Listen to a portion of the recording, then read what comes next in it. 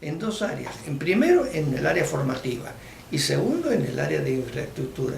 El chico de una escuela pública tiene que tener las mejores condiciones de lo que es para un proceso educativo, que no es igual que antes. Carlitos, volviendo a nuestra realidad nacional, usted como marianista y miembro activo de esta gran comunidad de los marianistas en el Perú, ¿cuál es el rol trazado por ustedes frente a los colegios nacionales y privados? Incluiríamos a los privados, en este caso, que no tienen a la iglesia como una guía espiritual. Aquí hay que tener una idea que es básica. O sea, el hombre, digamos, por naturaleza siempre va a buscar el bien. Y esta es una de las cosas que tenemos que entender. No es que pertenezca a la iglesia o no pertenezca a la iglesia. O sea, tenemos que buscar valorar a la persona humana. Y valorar a la persona humana es simplemente que se desarrolle en todos los elementos valorativos de esa persona. Entonces, hay dos elementos que son fundamentales. El desarrollo de la inteligencia, que es buscar la verdad, y el desarrollo de la voluntad, que es buscar el bien. Esos dos son elementos fundamentales que cualquier ser humano lo tiene. Entonces, hay que buscar esto. Pero para esto, aquellas personas que van a educar tienen que tener muy claros esos principios y tienen que vivir ese compromiso, porque de lo contrario no se da lo que no se tiene, y el ejemplo es fundamental. Un profesor es un profesor, yo diría, no de 8 horas de clase o 7 horas de clase. Un profesor es ejemplo de 24 horas del día y los 365 días del año. Es un modelo. Y si no entendemos los maestros que somos modelos de los alumnos, finalmente van a buscar otros modelos, que es lo que está pasando hoy en día. Y no siempre son los modelos muy adecuados el que busca el chico. ¿Por qué? Porque antes el respeto al maestro era un símbolo. Hoy en día se ha perdido eso. Entonces hay otros actores sociales que quieren meterse a decir, bueno, vamos a educar. Pero no es tan fácil, no es tan sencillo. Entonces yo diría esto, la escuela tiene que entender que aquellos que están dentro de la escuela son ejemplo para el resto de la sociedad. Y esto es básico para entender un poco la educación nacional. En el caso de los colegios marianistas, con respecto a la tecnología actual, las redes sociales, la internet, que nos permite una comunicación tan dinámica y a tiempo real, ¿cómo están ustedes manejando el día a día con los chicos? Todos son instrumentos, y los instrumentos hay que emplearlos en el término real que tienes. Un instrumento no te va a educar. Lo que pasa es que tienes que enseñar ahora, que tienes que delimitar qué cosas vas a tú a conseguir con la información. O sea, esa es una educación que hay que tener hoy en día. Antes tenías menos información, podías captarla todo. Ahora tienes demasiada información que tienes que seleccionar. Entonces la cualidad fundamental para que un niño se eduque hoy día es saber seleccionar, saber elegir. Y por eso hablaba antes un poco de la voluntad. La voluntad es la que te dice esto vale y esto no vale. Y para formar la voluntad necesitas hábitos.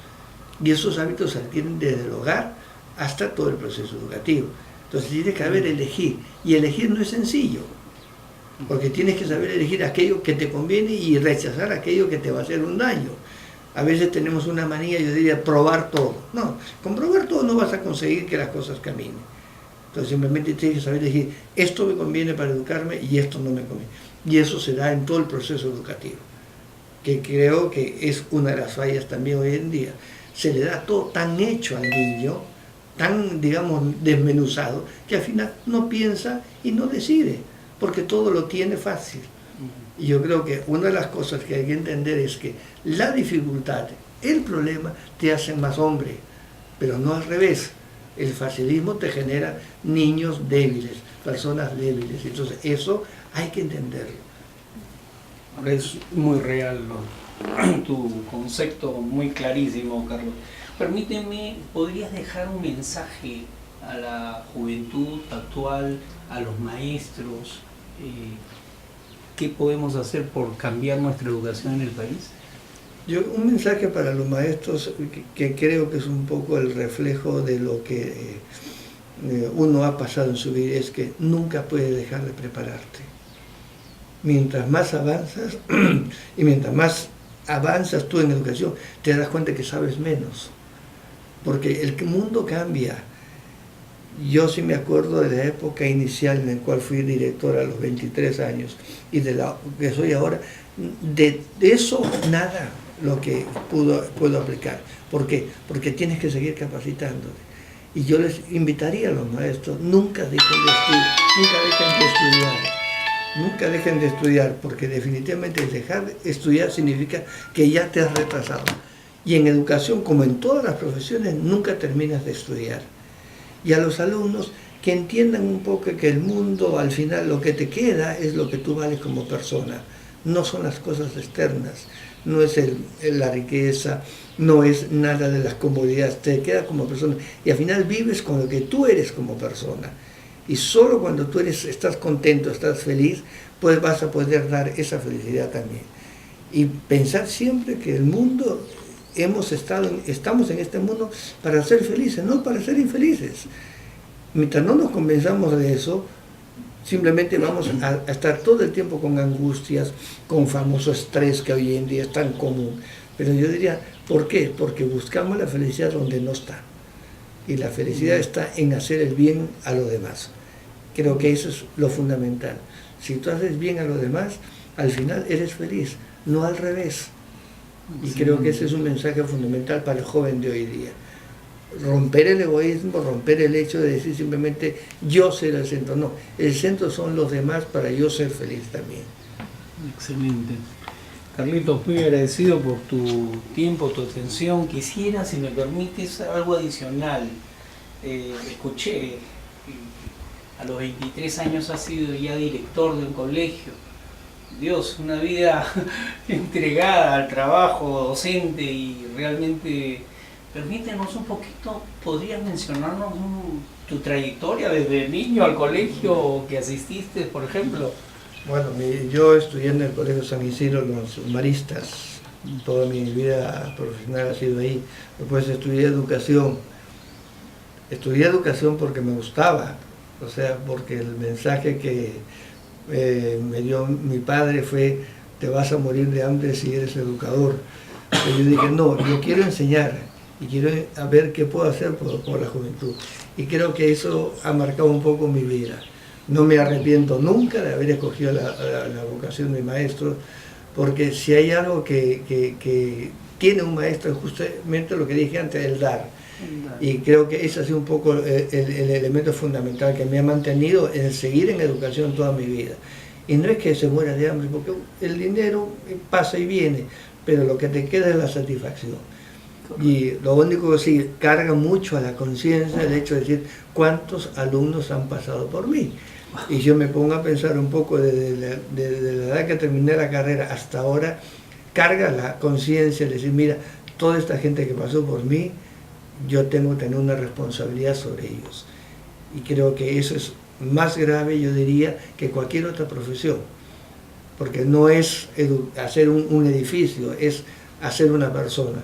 Y esto carga mucho a la conciencia. Y creo que, pero la satisfacción que te queda es que tú ves en todas partes gente que te recuerda. Y la gente que más te recuerda es la gente que más ha sufrido uno por educarla. Yo tengo una anécdota muy sencilla. Estuve en un centro comercial y me llamaron por mi nombre. Hay tantos Carlos que dije, bueno, uno más. Pero cuando me dijeron ya profesor Carlos, ya la cosa cambió, ya podía acercarse más. Y era un chico que me costó mucho que terminara el quinto de secundaria. Pero ese se acercó y me dio un abrazo que decía yo, mira, es suficiente. Uno que se haya logrado, más que suficiente para que este elemento, digamos, esta dedicación a la educación haya sido positivo. Entonces creo que eso es fundamental. Hacer con cariño lo que se tiene. Porque si lo haces con cariño, lo haces con amor, mira, las cosas son fáciles. Carlos, te agradecemos tu tiempo, tu valor y desde Omega News, en verdad, reciben nuestras congratulaciones. En lo personal, para mí es una vida ejemplar la tuya. En el campo de la docencia, nuestro país necesita muchos Carlos Reynosos. Todos ¿En serio? podemos ser buenos. Sí, y vamos a tomar estas palabras tuyas como un modelo para nuestra juventud que viene, que necesita muchos parámetros, digamos yo, referenciales. Vivimos en un país maravilloso, cada día nos nombran maravillas, una y otra espacios de las cuales Dios nos ha premiado, y sí, y creo que para nosotros es fácil darnos cuenta de lo tremendo que tenemos. Lo importante es canalizarlo en bien de nuestra niñez, de nuestra juventud, para que nuestro querido Perú cada día sea más grande, ¿no? Carlitos, te agradezco, permíteme, muy agradecido por tu tiempo. Para Omega News, en el Colegio Santa María Marianista, el doctor Carlos Reynoso, muchas gracias por tu tiempo.